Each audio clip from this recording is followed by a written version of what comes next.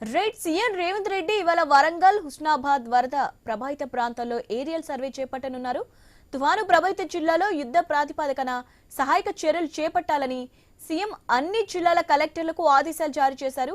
ఎక్కడ ప్రాణ నష్టం జరగకుండా చూడాలని, పశువులకు ఆపద రాకుండా చర్యలు చేపట్టాలని నిర్దేశించారు. వరద ముంపు ఉన్న ప్రాంతాలు, ముంపు గ్రామాలు, కాలనీలు ఉంటున్న వారిని వెంటనే సురక్షిత ప్రాంతాలకు తరలించాలని చెప్పారు. అవసరమైన చోట పునరావాస కేంద్రాలు ఏర్పాటు చేసి తగిన సహాయం అందించాలని స్పష్టం చేశారు. తుఫాను ప్రభావిత జిల్లాలకు కలెక్టర్లు ఉన్నతాధికారులతో సీఎం వీడియో కాన్ఫరెన్స్ నిర్వహించారు. తీవ్ర వర్షాల కారణంగా వరి, పత్తి పంటలకు నష్టం వాటిల్లిందని మంత్రులు కలెక్టర్లకు ముఖ్యమంత్రికి వివరించారు. ఉమ్మడి వరంగల్, నల్గొండ జిల్లాలతో పాటు హుస్నాబాద్ నియోజకవర్గంలో వరద నష్టం ఎక్కువగా ఉందని అంచనాకు వచ్చారు.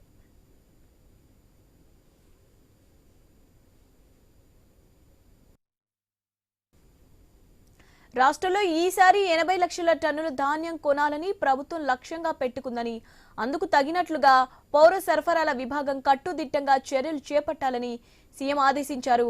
కల్లాల్లో ఐకేపీ కేంద్రాల్లో ఉన్న ధాన్యాన్ని వెంటనే దగ్గరలోని గోదాములు, మిల్లులకు తరలించేందుకు ఏర్పాట్లు చేయాలన్నారు. వరద తగ్గిన తర్వాత వ్యవసాయ, రెవెన్యూ విభాగం అధికారులు సంయుక్తంగా సర్వేలు చేసి నష్టాలపై అంచనాలు తయారు చేయాలని సూచిస్తున్నారు. తుఫాను, వర్షాల ప్రభావం ఉన్న జిల్లాలో చేపడుతున్న సహాయక చర్యలు, రహదారుల పునరుద్ధరణ పనులు, ధాన్యం కొనుగోలు పరిస్థితిని ఎప్పటికప్పుడు జిల్లా ఇన్ఛార్జి మంత్రులు సమీక్షించాలని సీఎం సూచించారు.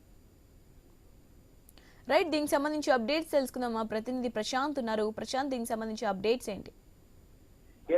నిన్న కురిసిన భారీ వర్షానికి వచ్చిన వరంగల్ వరద ప్రభావిత ప్రాంతాల్లో మరి కాసేపట్లో సీఎం రేవంత్ రెడ్డి, మంత్రులు పొన్నం ప్రభాకర్, సీతక్క, కొండ సురేఖలతో కలిసి ముందుగా హుస్నాబాద్ నియోజకవర్గంలో దెబ్బతిన్న పంటలతో పాటు వరంగల్ నగరం జలదిగ్బంధంలో అయిన ముఖ్య ప్రాంతాలను ఏరియల్ సర్వే ద్వారా వీక్షించి అనంతరము హన్మకొండలోని కలెక్టర్ కార్యాలయానికి చేరుకొని అక్కడి నుండి తొలుత భద్రకాళి దేవస్థానం ముందున్న రామన్నపేట ప్రాంతం, అదేవిధంగా హన్మకొండలోని సమ్మయ్య నగర్, పోతన నగర్లను నేరుగా వెళ్లి వరద ప్రభావిత ప్రాంతాల పరిశీలించి అనంతరము హన్మకొండ కలెక్టరేట్ లో అధికారులతో సమీక్ష సమావేశం చేయనున్నారు.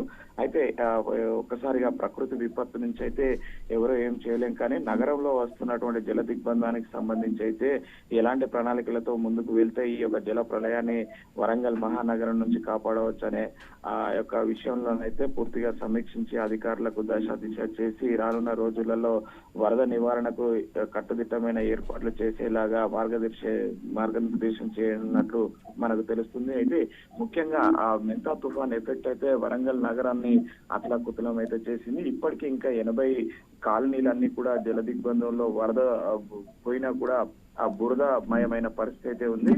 మరి 1500 మందికి పైగా అటు పునరావాస కేంద్రాలలో తలదాచుకొని ప్రభుత్వం అందిస్తున్న ఆహార పొట్లాల ద్వారానే గత 3 రోజులుగా వాళ్ళు జీవనం గడుపుతున్న పరిస్థితి. మరోవైపు వేలాది వాహనాలు, ముఖ్యంగా కార్లు, బైకులు అయితే ఆ వరదల్లో కొట్టుకుపోయిన పరిస్థితి. ఇప్పటికీ ఇంకా బైకులు కనిపించట్లేదని చెప్పేసి మొరపెట్టుకుంటున్న పరిస్థితి. కార్లలోకి నీళ్లు చేరి కార్లలో వరదల్లో కొట్టుకెళ్లి స్తంభాలకు, డివైడర్లకు ఢీకొని పూర్తిగా దెబ్బతిని తిన్న పరిస్థితి. అయితే పూర్తిగా పనికిరాని వాహనాలు కొన్ని అయితే పాక్షికంగా దెబ్బతిన్న వాహనాలు, మరికొన్ని ఇళ్లలోకి చెరబడి నిత్యావసరాలు పూర్తిగా దగ్ధమైన పరిస్థితి ఉంది. దీంతో అయితే వరద ప్రభావిత ప్రాంతాల్లో ఉండే ప్రజలకు ఎలాంటి గైడ్ లైన్స్ ఇవ్వనున్నారు? రానున్న రోజులలో ఈ వరదను మళ్లించడానికి శాశ్వత ప్రతిపాదికన అండర్ గ్రౌండ్ డ్రైనేజీని యుద్ధ ప్రతిపాదికన ప్రారంభిస్తారా? దానికి సంబంధించిన బడ్జెట్ వివరాలకు సంబంధించి ఎలాంటి ప్రతిపాదనలు ఉన్నాయి, ఎలాంటి ప్లాన్ తో ముందుకు వెళ్తారనేది అయితే చూడాలి. ఈ రోజు అయితే స్వయంగా ఏదైతే వరంగల్, హన్మకొండ, కాజీపేట ట్రై సిటీస్ గా పేరుగాంచిన